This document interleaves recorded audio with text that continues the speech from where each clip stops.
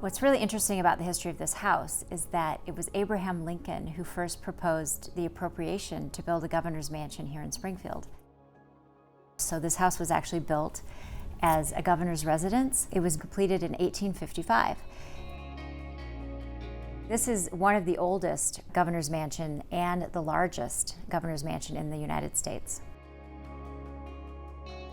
The first governor to live here was Joel Mattison, and he lived here with his wife and his, I think, 3 children. And they lived here for approximately 2 or so years, and then there was a change of governor to Governor Bissell, who was a very close friend of Abraham Lincoln. In the 1970s, under the Ogilvy administration, they decided to save the house. The house really had almost been torn down several times. There was a lot of problems with this house with the plumbing and the septic system.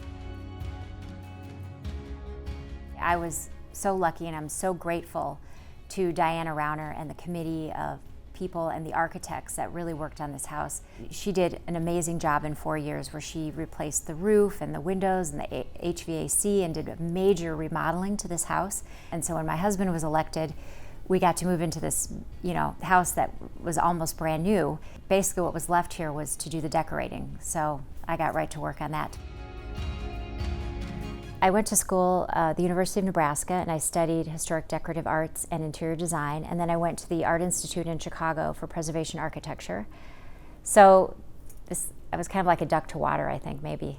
I worked with Michael Smith, who actually worked on the White House with the Obama administration.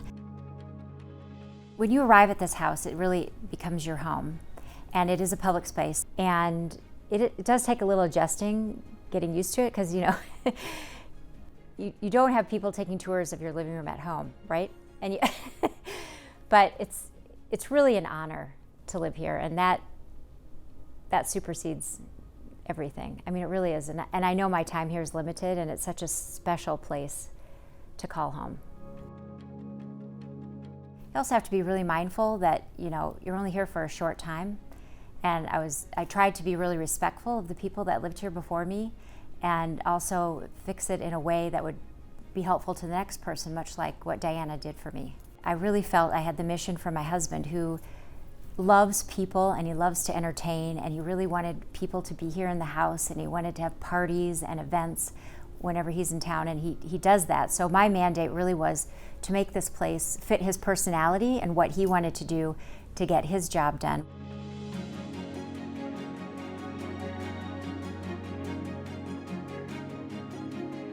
Right now we're sitting in the Lincoln parlor, and a lot of these items here are on loan from the ALPLM, and they're portraits of Abraham Lincoln. This is probably my favorite piece in the entire house. This is a portrait of Abraham Lincoln that was painted by Reverend Lewis Clover in 1860. And Reverend Clover knew Abraham Lincoln personally. And this painting is really special because, first of all, it was painted from life, which a lot of the portraits of Abraham Lincoln are not. So it's one of the very few. And he obviously doesn't have his trademark beard. I just love this portrait of him because he just looks so kind, and he's such, he's a young man, and you can just see the kindness in his eyes. So I think Reverend Clover did an amazing job.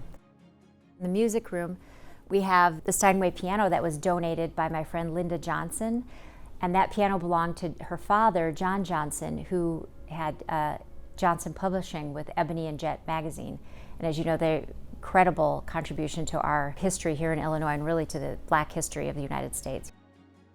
And here we have this beautiful Carl Worsam piece. Carl was a Chicago imagist, member of the Harry Who group, and I thought this painting would look really great here because it's very classical, and this is a classical interior. As you can see, if you divide it up, it's very symmetrical.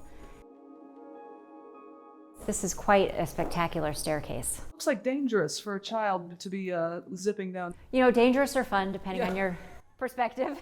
I actually think it could be fun. I haven't tried sliding down, but I might take my chances. On move-out day. Maybe on move-out day, yes.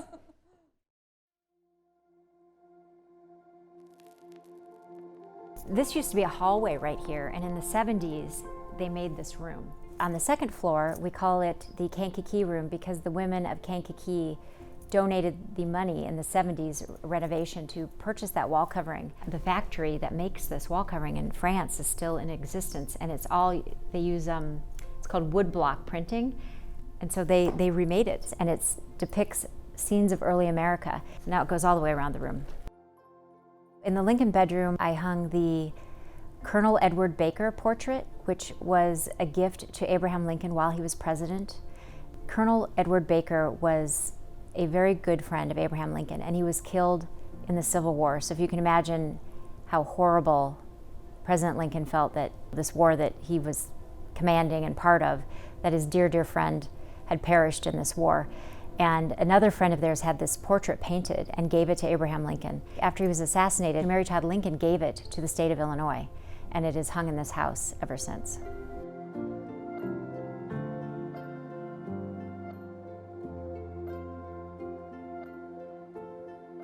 So here we have the china that I designed with Andy Picard.